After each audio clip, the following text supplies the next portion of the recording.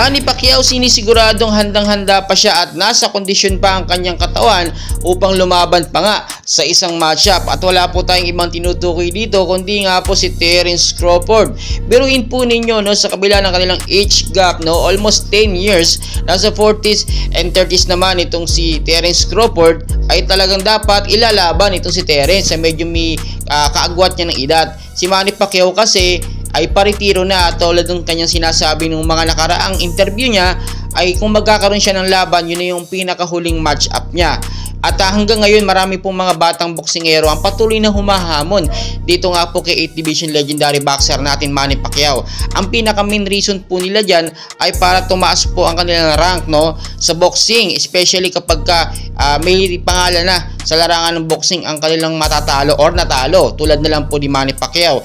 Etong si Terence Crawford noon pa, since 2014 pa humahamon dito kay Manny Pacquiao, hindi po ito maaproban or hindi mapagbigyan, at ng nakarang taon ay matutuloy sana ang kanilang matcha pero wala namang pondo. Pero ngayon po, no, hanggang ngayon talaga mainit na ang pag-uusap or mga topics about nga sa nalalapit na paghaharap or matchup nga po ni Manny Pacquiao at ni Terence Crawford, and very expected po yan ngayong darating po na 2024.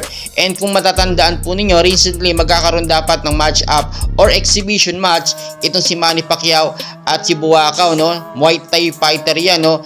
Pero syempre alam nyo naman, anytime pwede yun i-cancel kapag nagkaroon si Manny ng mas malaking matchup, which is yung kay Terence Crawford nga po. Titignan po natin dito yung mga posibilidad, kasi pagka lumaban talaga si Manny Pacquiao dito sa batang boksingero si Terence Crawford, di hamak naman po na lamyado talaga ang ating pambansang kamao.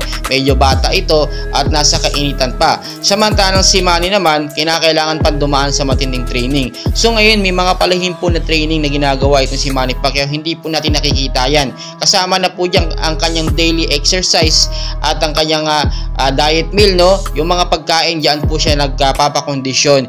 Kasi bilang boksingero dapat stricto ka sa mga kinakain mo. Tulad na lang ni Manny, no, hindi siya kumakain ng mga fatty foods para yung kondisyon ng katawan niya all goods. Ngayon po titignan talaga natin ang pinakamatinding matchup na ito. Kasi ang sinasabi nila, wag na lumaban si Manny kasi baka mapahiya lang, matalo lang, maagawan lang ng belt. Pero hindi po papayag si Manny Pacquiao dahil pride po ng mga Pilipino ang kanyang dinadala dito. Tignan nyo mabuti, no, kahit ang mga NBA player talaga binabantayan o hinahangaan po itong si Manny Pacquiao.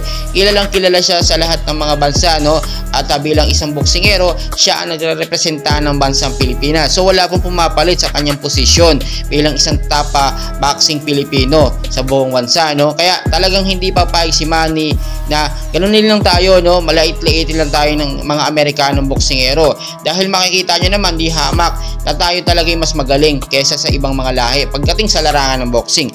Well guys, napakaraming pangaganapan din. Please, huwag niyo pong kalimutan mag-like and subscribe para updated po kayo lagi, no, sa ating mga bagong uploads.